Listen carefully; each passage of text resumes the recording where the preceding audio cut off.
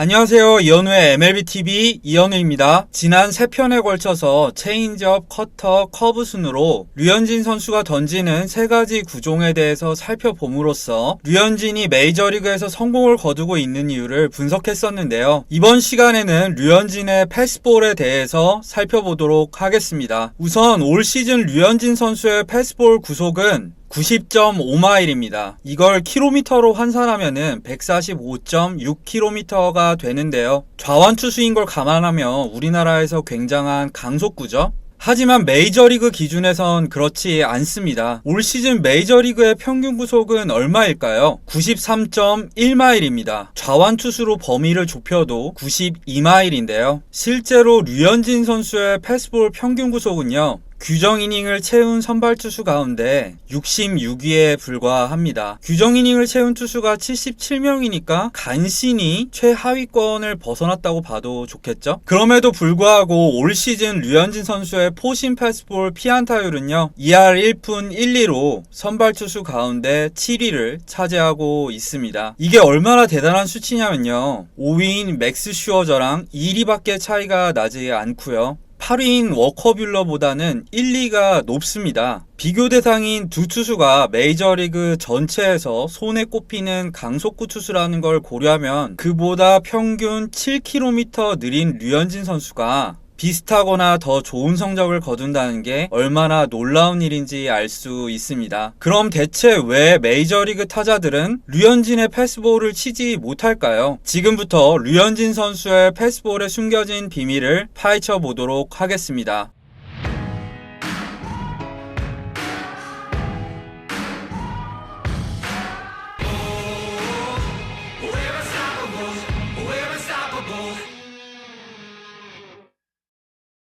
물론 여러 매체에서 설명하듯이 류현진 선수의 패스볼이 위력적인 이유는 메이저리그 최고의 체인지업과 섞어 던지면서 구속가감 효과를 일으키고 있다고 단순하게 설명할 수도 있을 것 같아요. 하지만 이건 사실 그렇게 단순한 문제가 아닙니다.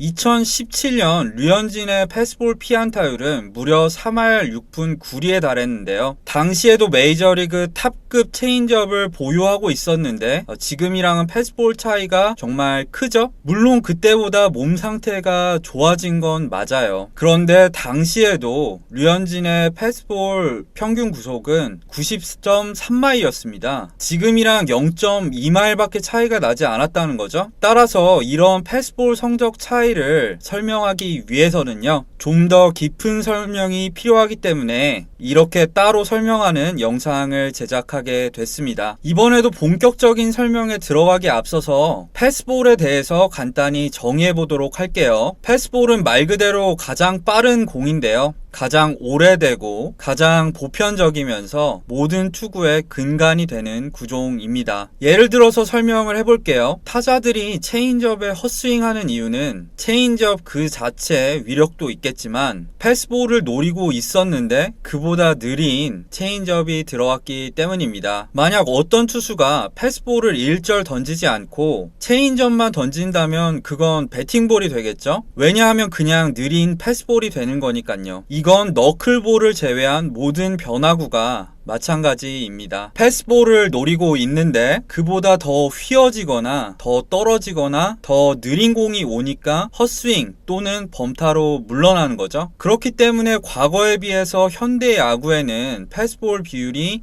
많이 줄어들었는데요. 그럼에도 불구하고 올 시즌 패스볼 구사율은 52.6%로 과반수가 넘습니다. 패스볼 구종은 크게 봤을 때 포심 패스볼, 투심 패스트볼, 컷 패스볼, 스플릿 핑거 패스볼로 나눌 수 있을 것 같아요. 이 중에서 컷 패스볼과 스플릿 핑거 패스볼은 한 투수의 주력 패스볼로 쓰이기보다는 변화구의 일종으로서 기능을 하죠. 또한 싱커나 싱킹 패스볼은 최근 들어서는 투심 패스볼과 거의 차이가 없다는 게 밝혀졌기 때문에 굳이 투심 패스볼과 싱킹 패스볼, 싱커를 따로 구분하진 않습니다. 따라서 실제로 좁은 의미에서 쓰이는 패스볼은 포심 패스볼과 투심 패스볼로 분류를 해도 좋을 것 같아요. 그 중에서 우선 포심 패스볼은 현존하는 가장 빠른 구종이죠. 검지와 중지를 활용해서 실밥선을 가로질러서 잡고요. 손의 끝으로 채서 백스핀을 강하게 먹이는 구종입니다. 포신 패스볼이라고 불리는 이유는 정면에서 봤을 때 공기 저항을 받는 실밥선이 4개이기 때문입니다. 이 4개의 솔기가 공기 저항을 일으켜서 양력이 발생하기 때문에 다른 구종에 비해선 가라앉는 정도가 덜하게 되는데요. 이를 통해서 포신 패스볼의 버티컬 무브먼트가 발생하게 됩니다. 버티컬 무브먼트가 정말 좋은 투수는 그렇지 않은 투수보다 공이 10cm 이상 덜 가라앉기도 하는데요. 그럼 타자 입장에서 예상하던 코스보다 공이 높은 위치에 들어오게 되니까 타자 입장에선 공이 떠오른다고 느껴지게 되겠죠? 여기에서 유래한 말이 라이징 패스볼인데요. 실제로 공이 떠오른 것과는 아무런 상관이 없습니다. 두 번째로 투심 패스볼은 포심 패스볼보다 일반적으로 약간 더 느린 대신에 더 가라앉으면서 던지는 팔 쪽으로 휘어져 나가는 구종을 말하는데요. 투심 패스볼은 공의 실밥선에 양 검지, 중지를 얹어서 던지는 구종인데 그렇게 던졌을 경우엔 실밥 솔기 두 줄이 살짝 기울어져서 공기 저항을 받게 됩니다. 그럼 포신 패스볼보다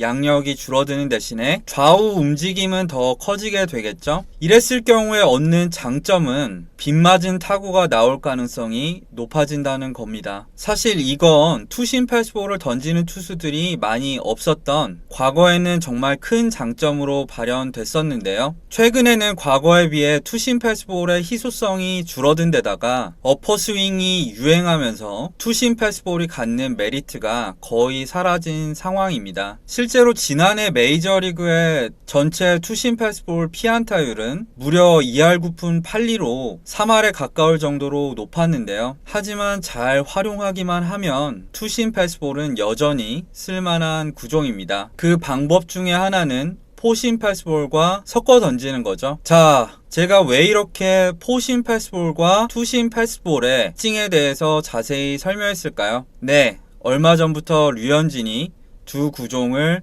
모두 던지고 있기 때문입니다. 류현진은 포스트 시즌 로스터에 탈락했던 2017년 가을에 팀과 동행하면서 투심 패스볼을 연마했었는데요. 당시 이와 관련해서 여러 기사가 나오기도 했었죠. 이후 지난해부터 메이저리그의 여러 구종 정보를 제공하는 사이트들은 류현진의 패스볼을 포심 패스볼과 투심 패스트볼로 구분해서 표기하고 있습니다. 여기서 한 가지 짚고 넘어가야 될 점이 있는데요. 바로 해당 사이트의 분류가 완전히 정확하진 않을 확률이 있다는 겁니다. 왜냐하면 구종정보 사이트의 구종 분류 기준은 구속과 무브먼트에 의해 자동으로 구분되기 때문입니다. 이게 무슨 소리인지 류현진 선수를 예로 들어서 설명하겠습니다. 스태캐스트 자료를 활용해서 구종을 분류하는 사이트들은 류현진이 던지는 70마일 후반에서 80마일 초반대의 공을 체인지업으로 분류합니다. 이 공은 평균적으로 수직 무브먼트가 3인치 근처, 좌우 무브먼트가 7인치 근처인데요. 류현진이 던지는 공 가운데 비슷한 구속과 무브먼트를 가진 공은 체인지업밖에 없으니까 이 기준에 의해 분류된 공은 체인지업이 분명히 맞겠죠? 이건 커브나 커터도 마찬가지일 거고요. 하지만 포심과 투심은 구속뿐만 아니라 무브먼트도 비슷하기 때문에 실제로는 포심 그립을 잡고 공을 던져도 투심으로 표시되거나 투심 그립을 잡고 던졌는데도 포심으로 표기되는 경우가 발생할 수 있습니다. 따라서 우리는 포심과 투심으로 구분이 되어 있다고 하더라도 개별적으로 봤을 때 류현진이 어떤 그립을 잡고 던졌는지는 알 수가 없어요. 하지만 그렇다고 해서 복잡하게 생각할 필요는 없습니다. 제가 좋아하는 브룩스 베이스볼을 기준으로 말씀을 드리면요. 해당 사이트는 류현진의 포심을 평균 수직 무브먼트 7인치 이상, 좌우 무브먼트 6인치 이하인 공으로 정의하고 있는 걸로 보입니다. 마찬가지로 투심 패스볼을 수직 무브먼트 6인치 이하, 좌우 무브먼트 8인치 이상인 공으로 정의하고 있는 것으로 보이는데요. 물론 이건 류현진 기준입니다. 이 기준으로 봤을 때 류현진이 의식적이건 무의식적이건 각각 다른 특성을 지닌 두 종류의 패스볼을 던지는 거는 거의 확실해 보입니다. 그렇기 때문에 그냥 이 영상에서는 포심과 투심으로 나눠서 부르겠습니다. 흥미로운 점이 있다면 류현진이 포심과 투심을 각각 가장 위력을 발휘할 수 있는 코스로 정말 정교하게 제구하고 있다는 건데요. 옆에 보이듯이 올해 류현진은 투심 패스볼을 기존의 패스볼 투구 위치였던 우타자 기준 바깥쪽 낮은 코스, 그것도 보더라인에 정교하게 제구를 하고 있습니다. 이곳은 투심 패스볼에 떨어지면서 바깥쪽으로 휘어져 나가는 움직임을 극대화할 수 있는 코스죠. 그리고 이곳은 움직임은 더 크지만 느린 체인지업을 던지는 위치이기도 합니다. 반면에 류현진은 포심 패스볼을 우타자 기준 몸쪽 높은 코스, 가장 구석 또는 한가운데 위쪽으로 제구를 하고 있는데요. 이곳은 포심 패스볼에 상대적으로 떠오르는 듯한 움직임을 극대화하기에 최적의 코스이기도 합니다. 또한 이곳은 포심보다 약간 느리지만 몸쪽으로 갑자기 꺾이는 구종인 커터를 던지는 코스이기도 하죠. 요약하자면 류현진은 두 종류의 패스볼을 각각의 특성을 가장 잘 발휘할 수 있는 코스로 정교하게 나눠서 던지고 있다는 겁니다. 그러면서 비슷한 위치로 던져지는 두 가지의 주무기인 체인지업 커터와 시너지 효과까지 일으키고 있다는 거죠. 또한 두 가지 패스볼도 상대 타자의 머리를 정말 복잡하게 만드는데요. 만약 가라앉는 투심 패스볼을 머릿속으로 상상하고 있는데 포심 패스볼이 들어오면 헛스윙이 나오겠죠. 반대로 포심 궤적을 생각하고 있는데 가라앉는 투심 패스볼이 들어오면 땅볼 타구가 나올 거고요. 한마디로 말해 상대 타자한테 각종 착시 효과를 일으키고 있다는 거죠. 이렇게 되면 평균보다 약간 느린 구속은 무의미해질 수밖에 없습니다. 정말 마법사 같은 투구라고 봐도 좋을 것 같아요. 지금까지 류현진 선수의 패스볼을 치기 힘든 이유에 대해서 살펴봤는데요. 요약하자면 이렇습니다. 첫째, 류현진은 2018년부터 포심과 투심 두 종류의 패스볼을 던지고 있다. 둘째, 류현진은